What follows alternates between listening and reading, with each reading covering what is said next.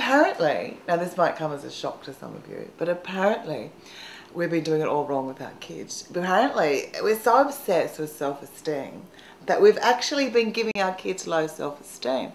Now, case in point is that we've been building up with all this, oh, you're so good, oh, darling, you're so fabulous, oh, that was brilliant, good on you.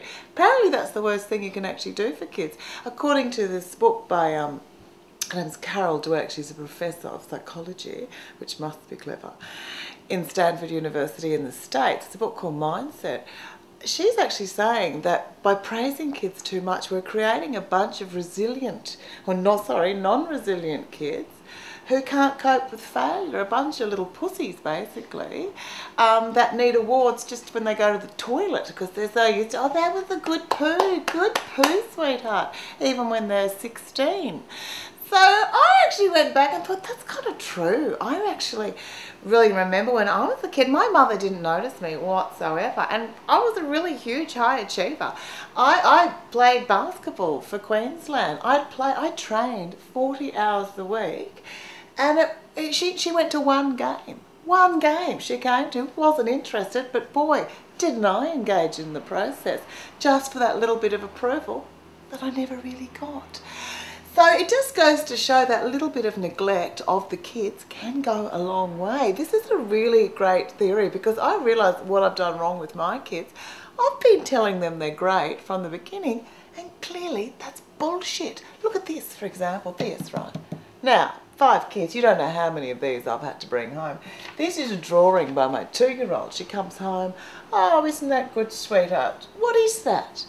No, she didn't write a name. Someone else has done that, obviously, clearly. She doesn't use capitals yet. 2.5 years old, I don't even know what that is. It's not anything. It's a piece of shit, right? It really is. But I say, oh, isn't it beautiful? And I've put it on the fridge. That's clearly way too much approval for something which I should have been a lot more honest about in the first place. I think it's just like a metaphor for what we've been doing wrong.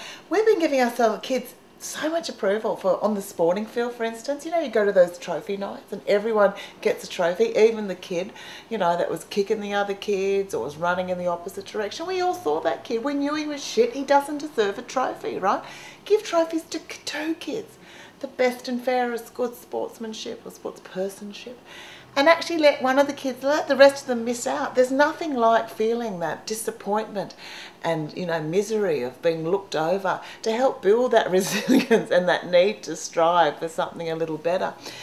So it is about, I think, giving our kids a chance to strive by putting them down a little bit more in the home. Look how we used to actually learn how to swim. These days you take your babies to the pool and mummy and daddy get in and they all splash around with little duckies and Bubby blows the bubble. We go, oh, that was really good. Not in the old days. I mean, I don't know about you, but I learned, it was the old throw them in the pool.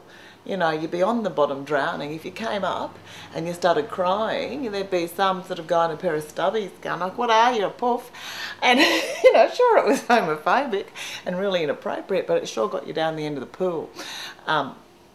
So I'm just suggesting that we actually get a little bit more realistic, you know, and actually take it on. Maybe it's time we look at our kids and realise we need to give them more resilience and self-esteem. We need to put them down more. You go, oh, you look awful today.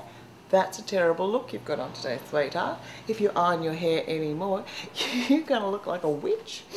So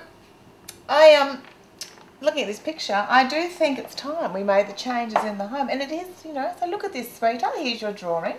And, you know, it's not very good. And if you're going to want to get the spot on the fridge, you're going to have to do a lot better than that. There you go, sweetheart. Look, it was really good that you gave it a big try. Do better next time. It's about the process, not the outcome. Try harder. That builds resilience. So it used to be called abuse. Now it's called good parenting.